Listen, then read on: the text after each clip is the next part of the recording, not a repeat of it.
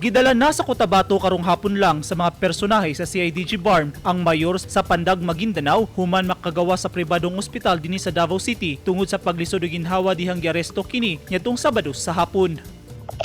He's complaining na yung nanginikip yung dibdib niya, nahihirapan siyang huminga. So, as part of his right, so dinala namin siya sa hospital. Assisted naman natin, fully assisted ng personnel natin.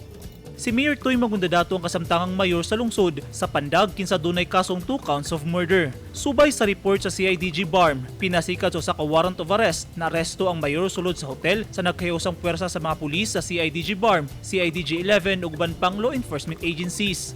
Coordinate lang sa amin ng CIDG BARM for the execution of a warrant of arrest against the mayor. Ayun ang instruction kasi sa amin whenever na yung isang unit ay lalabas ng area of operation nila. So magko-coordinate sa counterpart na same within the same unit lang. Kaya nag-assist lang po kami sa pero yung yung OPR talaga operation na may in charge is yung CIDG BARM. Dugang ni Police Lieutenant Colonel Jovet Colaway ang acting regional chief sa CIDG 11 nga wala na makapalag pa ang mayor sa giisyu nga warrant of arrest batok kaniya. So far wala naman kasi acknowledge naman nila yung warrant of arrest. Ando naman yung mga lawyers nila. Smooth naman yung pagsaserve ng warrant.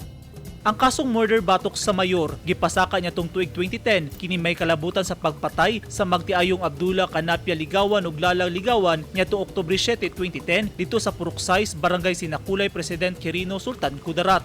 Eugene Hinutan, Newsline Philippines, Davao Region. Stay safe.